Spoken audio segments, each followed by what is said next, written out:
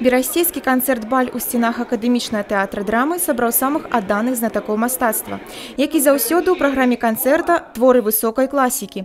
Са сцэны гучалі мелодыі Баха, Моцарта і іншых вядомых кампазітараў. Вы видите, слышали, как зал проваливался. Не надо им тары-бары, растабары, ха-ха, ух-ух. Надо музыку классическую, которая попадает в сердце.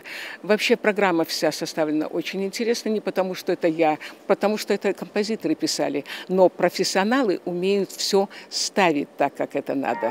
Усе удзельнікі балю – пераможцы і лаўрэаты міжнародных конкурсаў і прэмій, заслужаныя артысты з Беларусі і Расіі.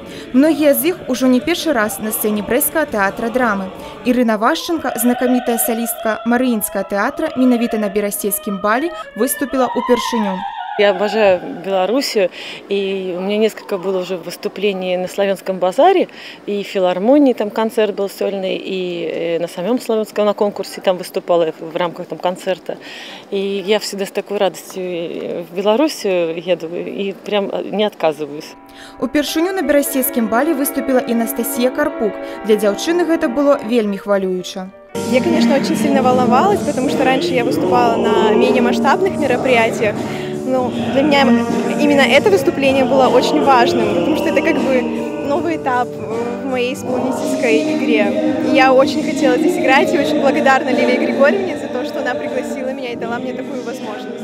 І які ж баль без танцаў? Пад кіраўніцтвам галоўнага дырыжора брэсцкага духавога аркестра Валерыя Коваля распачалася танцавальная праграма. Па традыцыі яе адкрыў паланез, услед за ім сапраўдны венскі вальс, энергічная танга, кадрыль, полька. Танцавалі ўсе, і прафесіяналы, і аматары. У зале панавала атмасфера сапраўднага балю. Кавалеры ў парадных касцюмах, іх дамы ў вячэрніх сукенках. Некаторыя ў еўрапейскіх нарадах так званага галантнага 18-го стагоддзя. Вообще у меня есть мечта к тысячелетию сделать настоящий венский бал, как это делается в Вене. У них же там такие балы традиционные, начиная от рождественские вечера эти, и в течение целого месяца длятся балы. И они по категориям там.